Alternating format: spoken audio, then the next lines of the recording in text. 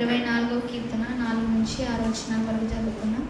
వ్యర్థమైన దాని యందు మనస్సు పెట్టకయు, కపటముగా ప్రమాణము చేయకయు, నిర్దోషమైన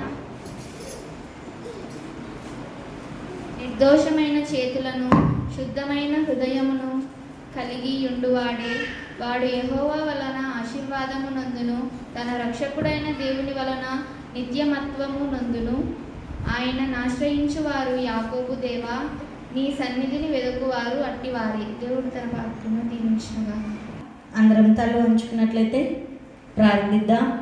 ప్రార్థన మన మధ్యలో ఉన్నటువంటి నిత్యానందరాజు గారు వాక్యం కొరకై చిన్ని ప్రార్థన, క్లుప్త ప్రార్థనలో నడిపించవలసిందిగా ప్రభు నామమున తెలియజేస్తూ ఉంటున్నాను. ఉన్నత సింహాసనుడా, నీకు వేలాది వందనములు, స్తుతులు, స్తోత్రములు నా ప్రభువా. యేసయ్య, ఇంతవరకు పాటలతో స్తుతించాను నా తండ్రి, వాయిద్యాలతో కూడా స్తుతించాను నా తండ్రి. యేసయ్య, నీకు వందనాలు. అవునా ప్రభువా, ముందున్న సమయం అంతా నీకే అప్పచెప్తున్నాను నా ప్రభువా. యేసయ్య, అవునా ప్రభువా, అమ్మగారు వాక్యం చెప్పబోతుండగా నీవే నోటు పూరగా నువ్వు మాట్లాడానండి నా ప్రభువా. యేసయ్య, నీకు ఈ యొక్క రాత్రికాలపు ఆరాధన కార్యక్రమంకు ఏర్పాటు చేయబడినటువంటి లేఖన భాగాన్ని మనం చదువుకున్నాం. మన యొక్క అంశం వచ్చేసి శుద్ధ హృదయము కలిగి ఉంటే అనే అంశం మీద కొద్ది నిమిషాలు మాత్రమే దేవుని యొక్క వాక్యాన్ని మనం ధ్యానించుకుందామండి. శుద్ధ హృదయము కలిగి ఉంటే అనే అంశం మీద కొద్ది నిమిషాలు మాత్రమే దేవుని యొక్క వాక్యాన్ని మనం ధ్యానించుకుందాం. ఈ చదువుకున్న లేఖనములలో మనం జ్ఞాపకం చేసుకున్నట్లయితే ఇక్కడ కీర్తనాకారుడైనటువంటి దావీదు గారు చాలా చక్కగా తెలియచేస్తూ ఉన్నాడు.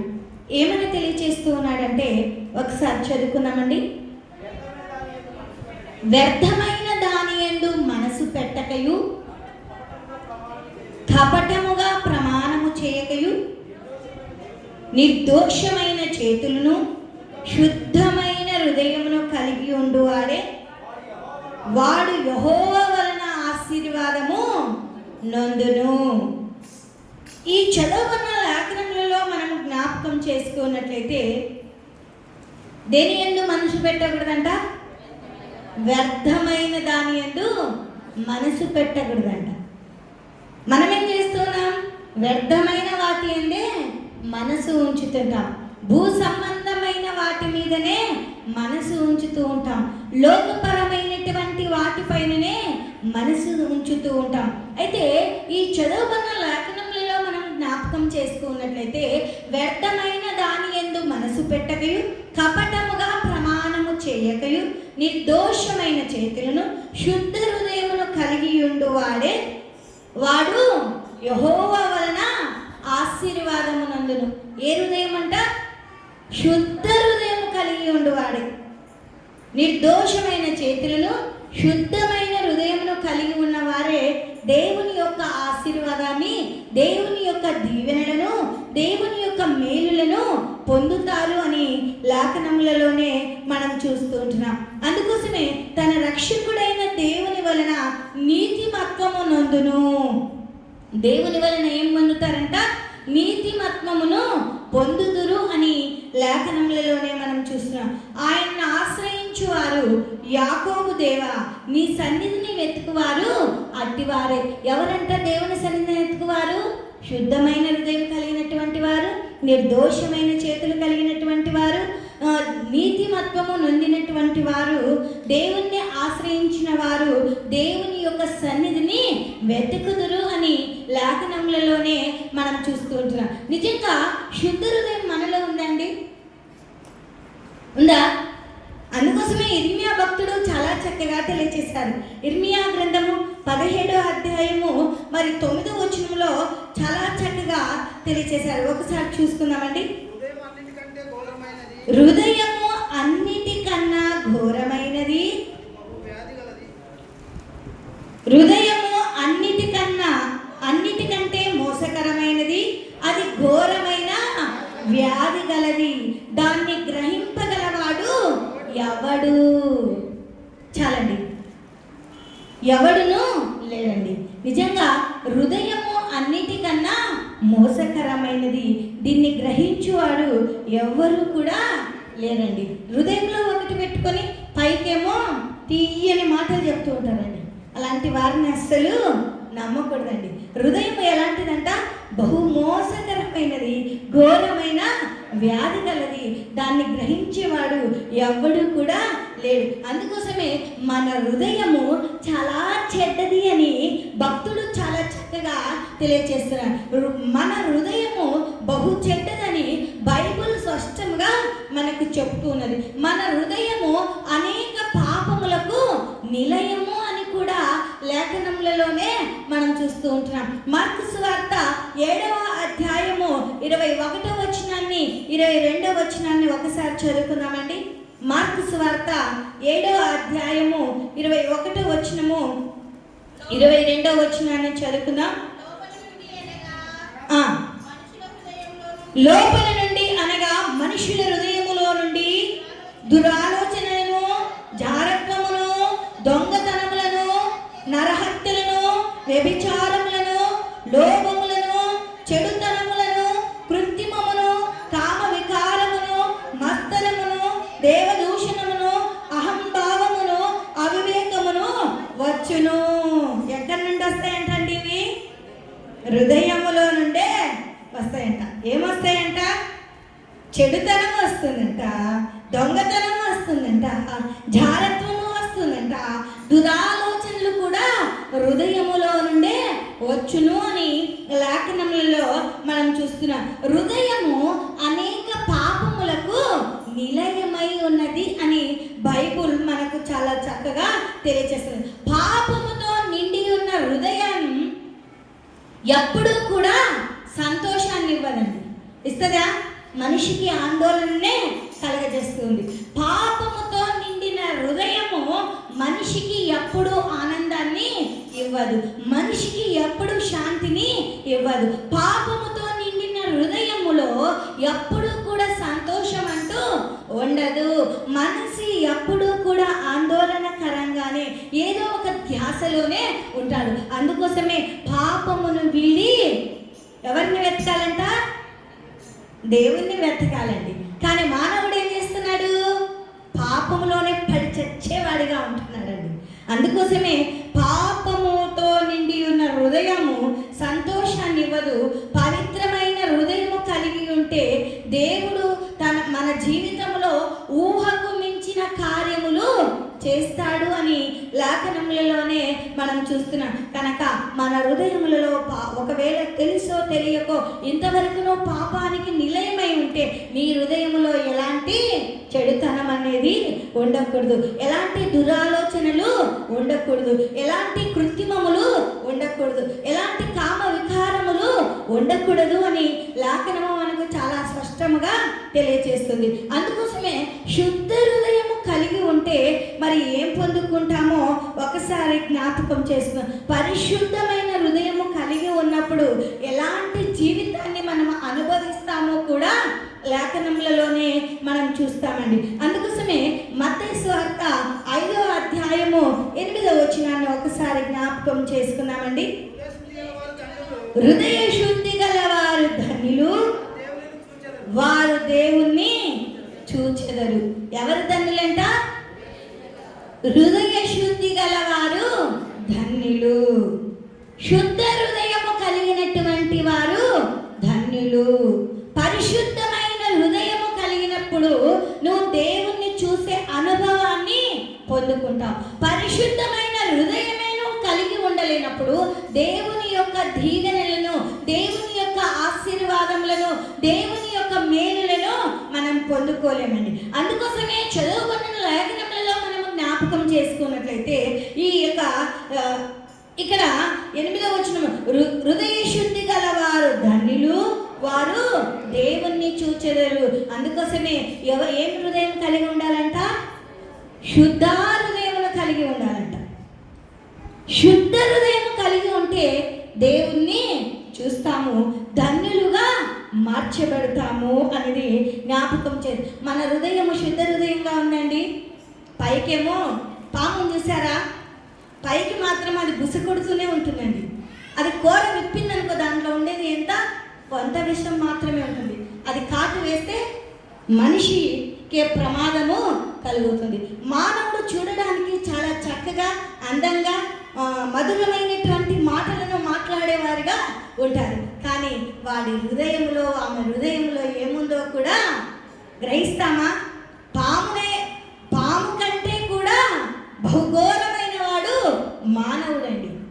నిజంగా ఒకసారి జ్ఞాపకం చేసుకున్నట్లయితే మన జీవితాల్లో ఉన్నటువంటి ఆ దురాలోచనలను, మన జీవితాల్లో ఉన్నటువంటి ఆ చెడు తలంపులను, మన జీవితాల్లో ఉన్నటువంటి చెడు ఆలోచనలను మనము తీసివేసుకొని, ప్రభువా నాకు శుద్ధ హృదయము కలగచేయి ప్రభువా, నేను ధన్యుడిగా మార్చబడుటకు నాకు సమయం ఉందయ్యా, ఇంకా సమయం పోతే నాకు రాదయ్యా, సమయం ఉండగానే నా జీవితాన్ని వాక్యముతో దిద్దుకోటకు నాకు నేర్పు ప్రభువా, నా జీవితంలో ఈ గొప్ప సమయాన్ని నువ్వు ఇచ్చావంటే నీ వాక్యముతో నేను శుద్ధిపరుచుకోవడానికేనయ్యా.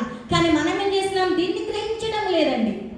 నా హృదయము నాది, నా జీవితము నాది అన్నట్లు విర్రవీగిపోతూ ఉన్నాం. అహంభావముతో ముందుకు కొనసాగుతాం. అందుకోసమే యావని గర్వము వారిని ఏం చేస్తుందండి? అణిచివేస్తుందండి. యావని గర్వము వారిని తగ్గించును అని లేఖనములలో. ఒకవేళ విర్రవీగతనము మరి గర్వ హృదయము నీలో ఉంటే ఆ హృదయాన్ని ఈ దినాన తీసివేసుకో. ప్రభువా, నా జీవితంలో ఒక కొత్త దినాన్ని, కొత్త సమయాన్ని నువ్వు నాకు ఇచ్చావంటే నేను శుద్ధ హృదయము కలిగి జీవించడానికే, నేను ధన్యుడిగా మార్చబడడానికే, నేను నీతిమత్వాన్ని పొందుకోవడానికే నువ్వు నా జీవితంలో ఈ సమయాన్ని ఇచ్చావు ప్రభా. ఈ తరుణాన్ని నేను చక్కగా వినియోగించుకోటకు నాకు నేర్పు ప్రభు అని దేవుణ్ణి అడగాలండి. విన్నాము పోయాము అనేది కాదు, వాక్యానుసారమైన జీవితాన్ని కొనసాగించడం కూడా ప్రాముఖ్యము అనేది జ్ఞాపకము చేసుకునే వారిగా ఉండాలి అని ప్రభు నామమున తెలియజేశారు. పరిశుద్ధమైన హృదయం కలిగి ఉన్నప్పుడు ఏం పొందుకుంటామంట? దేవుని చూచే భాగ్యమును పొందుకుంటామంట. దేవుని చూచే భాగ్యము మనందరికీ కూడా లభిస్తుంది. దేవుణ్ణి చూచారా అండి? చూచారా? లేదండి. ఎందుకంటే మానవుని హృదయము బహుఘోరమైన వ్యాధి గలది గనక ఈ హృదయముతో దేవుణ్ణి చూడడము చాలా కష్టం. అందుకోసమే శుద్ధ హృదయము కలిగి ఉన్నప్పుడు వారు దేవుణ్ణి చూచే భాగ్యమును అందుకోసమే శుద్ధ హృదయము కలిగి జీవించే వారంగా ఉండాలి అని ప్రభు నామమున తెలియజేస్తున్నారు. రెండవదిగా మనము జ్ఞాపకం చేసుకున్నట్లయితే హెబ్రీలకు రాసిన పత్రిక 12వ అధ్యాయము 14వ వచనాన్ని ఒకసారి జ్ఞాపకం చేసుకుందామండి. హెబ్రీలకు రాసిన పత్రిక, అందరితో సమాధానమును పరిశుద్ధతయు కలిగి ఉండుటకు ప్రయత్నించుడి. పరిశుద్ధత లేకుండా ఎవడును ప్రభువును చూడడు. చాలమ్మా. ఈ చదువుకున్న లేఖనములలో మనము జ్ఞాపకం చేసుకున్నట్లయితే పరిశుద్ధమైన హృదయం కలిగి ఉన్నప్పుడే ఏం పొందుకుంటామంట? దేవుని చూచే భాగ్యాన్ని పొందుకుంటామంట.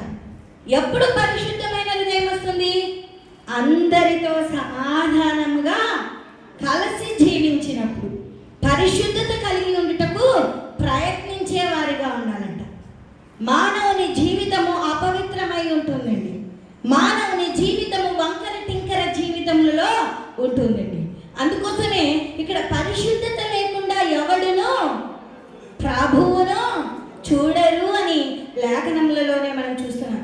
అందుకోసమే దేవుణ్ణి చూసే భాగ్యము లభించాలి అంటే పరిశుద్ధత కలిగి జీవించే వారముగా ఉండాలి. పరిశుద్ధత లేకుండా ఎవడును ప్రభువును చూడరు అని లేఖనములలోనే మనం చూస్తూ ఉంటున్నాం. అదే రీతిగా మనము జ్ఞాపకం చేసుకున్నట్లయితే 1 యోహాను రాసిన పత్రిక 3వ అధ్యాయము 3వ వచనాన్ని ఒకసారి జ్ఞాపకం చేసుకుందామండి. ఆయన యందు ఈ నిరీక్షణ పెట్టుకొనిన ప్రతి వాడును ఆయన పవిత్రుడై ఉండునట్లుగా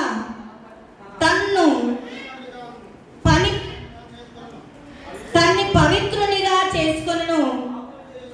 పాపము చేయు ప్రతి వాడును ఆజ్ఞను అతి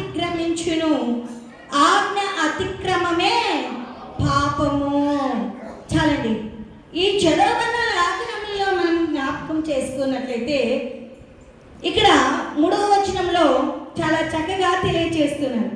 ఆయన యందు ఈ నిరీక్షణ పెట్టుకొను ప్రతివాడు ఆయన పవిత్రుడై ఉండునట్లుగా తన్ను పవిత్రునిగా చేసుకొనును. పాపము చేయు ప్రతివాడును ఆజ్ఞను అతిక్రమించును. ఆజ్ఞ అతిక్రమమే పాపము అని లేఖనములలో మనం చూస్తూ ఉంటున్నాం. అందుకోసమే పరిశుద్ధమైన హృదయము కలిగి ఉన్నప్పుడు నిరీక్షణ కలిగి జీవించే భాగ్యమును పొందుకుంటామండి. మనలో నిరీక్షణ ఉందండి, ఉందా? పవిత్రులముగా జీవించాలి అన్న నిరీక్షణ కూడా కలిగి జీవించాలంట. అందుకోసమే ఇక్కడ ఆయన యందు ఈ నిరీక్షణ పెట్టుకొనిన ప్రతి వాడును ఆయన పవిత్రుడై ఉండునట్లుగా తన్ను పవిత్రునిగా చేసుకొనును అని. అయితే మనమందరము కూడా నిరీక్షణ కలిగి జీవించే వారిగా ఉండాలి అని ప్రభు నామమున తెలియజేశారు. అయితే పరిశుద్ధ హృదయము కలిగి ఉన్నప్పుడు దేవుని చూచే భాగ్యము లభించును అని లేఖనంలో. దేవుని చూచే భాగ్యము ఎప్పుడు లభిస్తూ ఉంది అంటే పరిశుద్ధత లేకుండా ఎవడును ప్రభువును చూడరు. అయితే మనమందరము కూడా పరిశుద్ధమైన హృదయము కలిగి, శుద్ధమైన హృదయము కలిగి, మరి దేవునికి ప్రీతికరమైనటువంటి జీవితాన్ని జీవించినప్పుడే దేవుణ్ణి చూచే భాగ్యము మనకు లభించును, ధన్యులుగా మార్చబడతాము అని లేఖనములలోనే మనం చూస్తున్నాం. అందుకోసమే పరిశుద్ధమైన హృదయము కలిగి ఉన్నప్పుడు మనమందరము కూడా నిరీక్షణ కలిగి జీవించే వారముగా ఉండాలంట. నిరీక్షణ లేని జీవితము కూడా శుద్ధ దండగా అనేది జ్ఞాపకము చేసుకునే వారిగా ఉండాలి అని ప్రభు నామమున తెలియజేస్తూ ఉంటున్నాను. రెండవదిగా మనము జ్ఞాపకం చేసుకున్నట్లయితే యెషయా గ్రంథము 1వ అధ్యాయము 15-16 వచనాలను జ్ఞాపకం చేసుకున్నాం. యెషయా గ్రంథము 1వ అధ్యాయము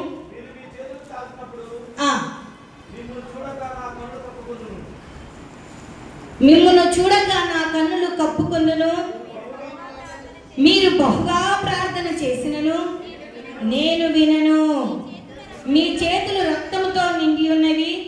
మిమ్మును కడుక్కొనుడి, శుద్ధి చేసుకొనుడి. మీ దుష్క్రియలు నాకు కనబడకుండా వాటిని తొలగింపుడి. చాలమ్మా. ఈ చదువుకున్న లేఖనములలో మనము జ్ఞాపకం చేసుకున్నట్లయితే ఇక్కడ దేవుని కనుదృష్టి మన పైన ఉంటుంది కనుక మనం ఎలా ఉండాలంట? పరిశుద్ధమైన హృదయం కలిగి ఉండాలంట. దేవుని కనుదృష్టి మన మీద ఉంది కనుక మన ఆలోచనలు కూడా పరిశుద్ధంగా ఉండాలంట. దేవుని కనుదృష్టి మన మీద ఉంది కనుక మన తలంపులు, మన నడవడిక, మన పడక అంతా కూడా పరిశుద్ధంగా ఉండాలంట. కానీ మనుషులు చూసేటప్పుడు ఒక రకంగా ఉంటాడు. మనుషులు బీపీ ఇవ్వంగానే ఎన్ని మాటలు మాట్లాడతారో ఈ నరం లేని నాలుక అన్ని మాటలు మాట్లాడతారంట. నిజంగా ఒకసారి జ్ఞాపకం చేసుకున్నాం. ఇక్కడ మీరు మీ చేతులు చాపునప్పుడు మిమ్మల్ని చూడక నా కన్నులు కప్పుకుందును అంటూ ఉన్నాడు. నిజంగా ఎందుకు ఆయన కన్నులు కప్పుకుంటున్నాడంటే మన పాపము ఒక అడ్డుబండగా నిలిచిపోతూ ఉంది కనుక. అందుకోసమే నీలో పాపం ఉంటే ఆ పాపాన్ని నువ్వు ఈ దినాన కడిగి వేసుకో. ఇక్కడ మీరు బహుగా ప్రార్థన చేసినా కూడా నేను వినను అంటున్నాడు. ఎందుకు వినడు? మీలో శుద్ధమైన హృదయం లేదు, మీలో నిర్దోషమైన చేతులు లేవు. మీరు చేతులు ఎత్తి ప్రార్థన చేసినా కూడా నేను మీ ప్రార్థనను వినను అంటూ ఉన్నానండి. నిజంగా ఎంత చక్కగా తెలియచేస్తుంటే కూడా మనం ఏం చేస్తున్నామంటే ఎలా ఉన్నామండి? క్రైస్తవులంటే ఒక క్రమమైనటువంటి వారండి. కానీ మనం ఏం చేస్తున్నామంటే దేవుని సన్నిధానంలో కూడా క్రమంగా కూర్చోలేని స్థితిలో ఉంటున్నాం.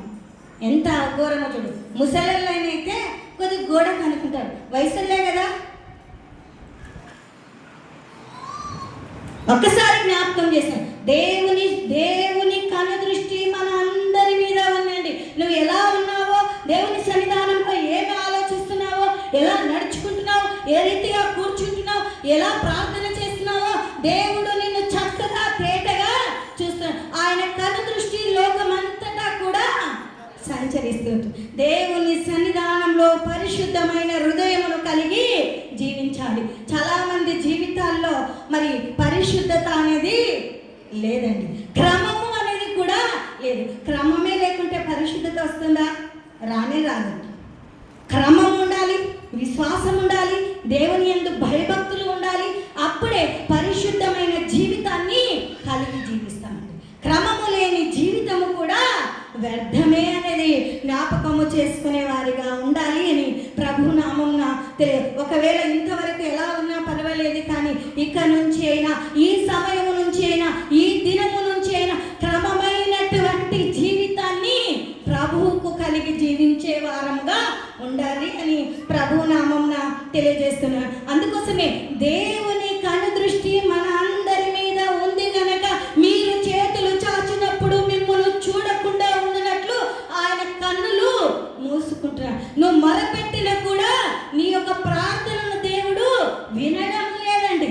అక్కడే 16వ వచనంలో మీ చేతులు రక్తముతో నిండి ఉన్నవి గనక మిమ్మును కడుక్కొనుడి, శుద్ధి చేసుకొనుడి.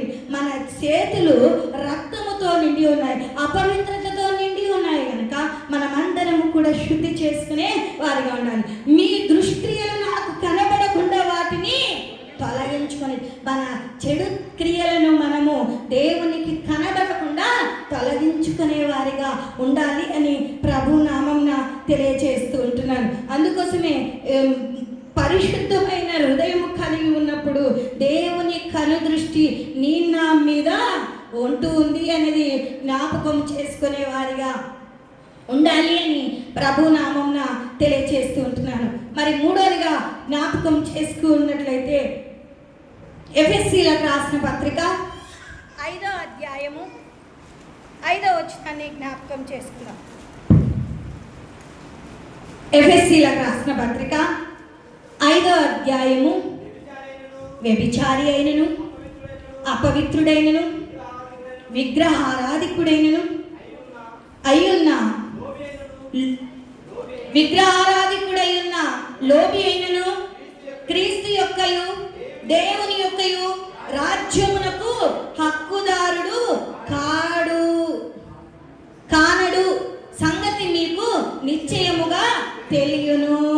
చాలమ్మా, ఈ చదువుకున్న లేఖనములలో మనము జ్ఞాపకం చేసుకున్నట్లయితే దేవుని రాజ్యంలో ఉండే ధన్యత లభించాలి అంటే మనలో ఏముండకూడదు అంటే ఏముండకూడదంట?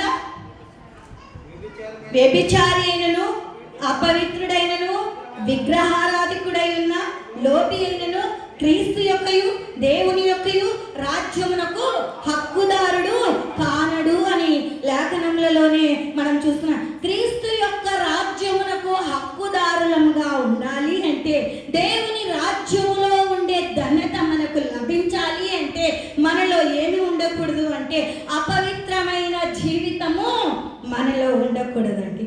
అంత మాత్రమే కాకుండా మనలో విగ్రహారాధన కూడా ఉండకూడదు. ఏంటి విగ్రహారాధన? చెట్టును పుట్టను పూజించడం విగ్రహారాధన కాదండి.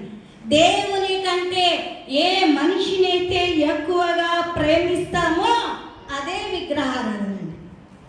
దేవుని కంటే ఎక్కువగా మన పిల్లలను ప్రేమించినా అది విగ్రహారాధన అండి. దేవుని కంటే ఎక్కువగా నీ భార్యను ప్రేమించినా అది విగ్రహారాధన అండి. దేవుని కంటే ఎక్కువగా నీ భర్తను ప్రేమించినా అది విగ్రహారాధన. దేవుని కంటే ఎక్కువగా నీ కుటుంబాన్ని నువ్వు ప్రేమించినా అది దేవుని కంటే ఎక్కువగా దేనిని ప్రేమించకూడదు అని లేఖన. అందుకోసమే మనలో ఏమి ఉండదు, దేవుని యొక్క రాజ్యమునకు హక్కుదారులముగా ఉండాలి అంటే మనలో ఏమి ఉండకూడదంట? వ్యభిచారము అనేది ఉండకూడదంట. అంత మాత్రమే కాకుండా ఏముండకూడదంట? అపవిత్రమైన జీవితము కూడా ఉండకూడదంట. విగ్రహారాధికుడైన లోబి అయినను క్రీస్తు యొక్కయు దేవుని యొక్కయు రాజ్యములకు హక్కుదారుడు కాడను సంగతి మీకు నిశ్చయముగా తెలియను అని లేఖనములలోనే మనం చూస్తూ ఉంటున్నాం. అందుకోసమే పరిశుద్ధ స్థలములో మనము ఉండాలి అంటే ఒకసారి కీర్తనల గ్రంథము 24వ సంకీర్తన 3వ వచనము 4వ వచనాన్ని జ్ఞాపకం చేసుకుందాం. యెహోవా పర్వతమునకు ఎక్కదగిన వాడెవడు? ఆయన పరిశుద్ధ స్థలములో నిలవదగిన వాడెవడు? వ్యర్థమైన దాని యందు మనసు పెట్టకయు, కపటముగా ప్రమాణము చేయకయు, నిర్దోషమైన చేతులను శుద్ధమైన హృదయమును కలిగి ఉండువాడే. చాలమ్మా, నేను 4వ వచనం వరకే చాలు. ఈ చదువుకున్న లేఖనములలో మనం జ్ఞాపకం చేసుకున్నట్లయితే దేవుని రాజ్యములో ఉండే ధన్యత, పరిశుద్ధ స్థలములో ఉండే భాగ్యము మనకు లభించాలి అంటే మనలో ఏమి ఉండకూడదు అంటే ఏముండకూడదంట? వ్యర్థమైనటువంటి మనసు ఉండకూడదంట. కపటముగా ప్రమాణము చేయకూడదంట. నిర్దోషమైన చేతులను శుద్ధమైన హృదయమును కలిగిన వాడే పరిశుద్ధ స్థలములో ఉంటాడు అనేది జ్ఞాపకం చేసుకునే వారిగా ఉండాలి.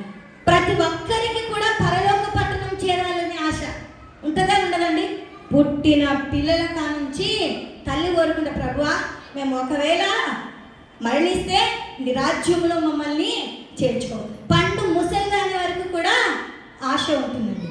ఉంటుందా లేదా? నిజంగా ఆ పరిశుద్ధ పట్టణంలో నువ్వు ఉండాలి అంటే, ఆ పరిశుద్ధ స్థలంలో నువ్వు ఉండాలి అంటే నువ్వు శుద్ధమైన హృదయం కలిగి ఉండాలి. నీలో చెడు తలంపులను తీసివేసుకోవాలి. వ్యర్థమైన మనసును తొలగించుకోవాలి. నీ క్రియలు, నీ క్యారెక్టర్ దేవునికి ఇష్టంగా ఉండాలండి. అప్పుడే ఇవల్లా మనము జీవించము, కానీ వీటిని కలిగి మనం ఉండము. కానీ ప్రభువా నన్ను పరలోకానికి చేర్చుకయ్యా, ప్రభువా నీ రాజ్యములో నాకు స్థలము నిమ్మయ్యా.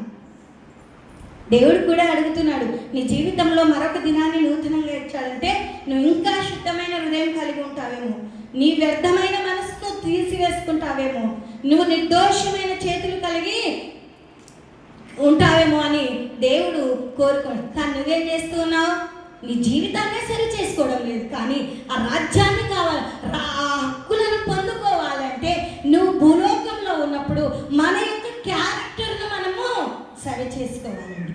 కానీ మన నడవడికను మనం సరి చేసుకోము, మన క్రియలను మనం సరి చేసుకోము, మన తలంపులను మనం సరి చేసుకోము, మన యొక్క జీవితాన్ని మనము సరి చేసుకోము. కానీ వీటిని ఆశిస్తూ ఉంటాం. ఆశ అయితే బారెడు ఉంది, కానీ ఆశకు తగిన జీవితం మాత్రము రవ్వంతైనా లేదండి. ఉందా? ఆశకు తగిన జీవితాన్ని కలిగి జీవించాలండి.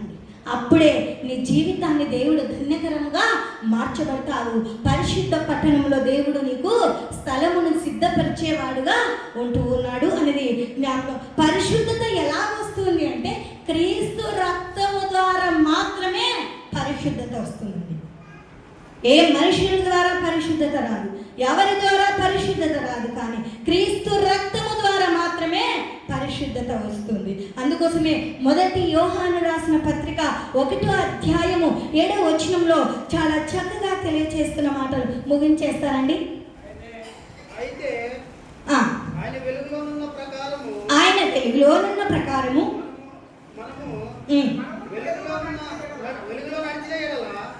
ఒక్కరు చదవండి.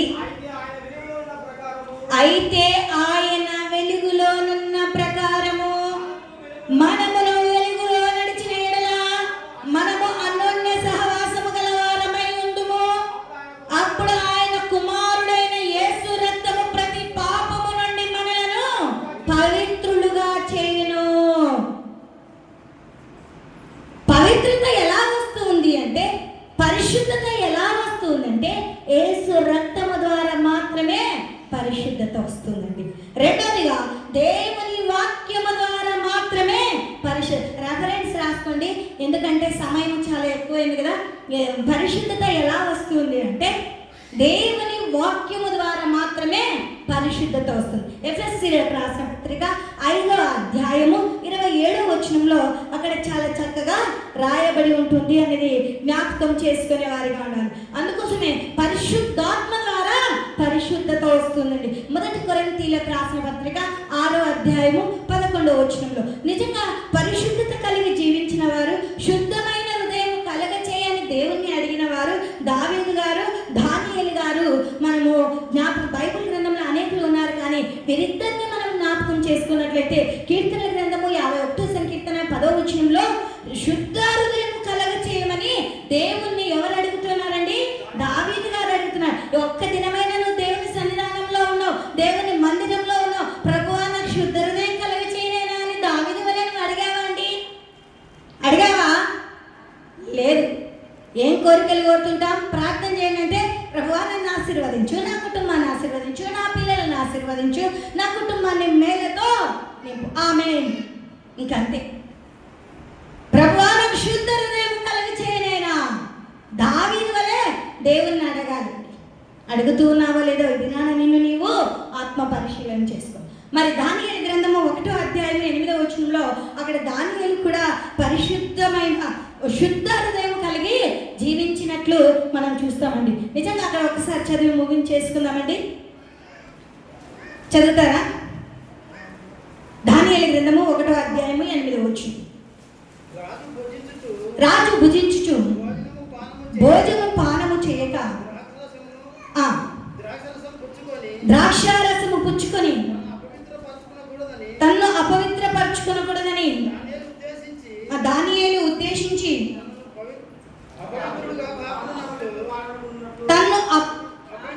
తాను అపవిత్రుడు కాకుండానట్లు వాటిని పుచ్చుకొనకుండా సెలవిమ్మని నపంసకుల అధిపతిని వేడుకొనగా.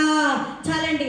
ఇక్కడ దానియేలు గారు అపవిత్రమైన వాటిని భుజించకుండానట్లు దేవుణ్ణి, నేను ప్రభువా నాకు శుద్ధ హృదయం కలగజేయనా, నేను పవిత్రమైన వారిగా ఉంటకు నాకెమ్ము ప్రభు అని దేవుణ్ణి అక్కడ నపంసకులైన అధిపతిని వేడుకుంటూ ఉన్నట్లు మనం చూసాం. దానియేలు వలె ఉన్నావో లేదో ఒక్కసారి ఏది పడితే అది తింటూ అండి. హెచ్చుగా మాంసం తిని వారితో కూడా సహవాసం చేయమని బైబిల్ చాలా చక్కగా తేటగా మనకు తెలియజేస్తుంది. ఇది నాన్న నిన్ను నీవు ఒకసారి నువ్వు శుద్ధ హృదయం కలిగి ఉన్నావో లేదో ఒక్కసారి నిన్ను నీవు ఆత్మ పరిశీలన చేసుకునే వారిగా దేవుడి చిన్ని వాక్యాన్ని మనందరి వినికిడిలో దీవించి ఆశీర్వదించునుగాక. క్రీస్తుపరంగా దేవుని చిత్తానుసారం నడుచుకున్నట్లుగా ప్రార్థన మన మధ్యలో ఉన్న వసంతమ్మ గారు మన కృతజ్ఞని ప్రార్థన నడిపిస్తారు.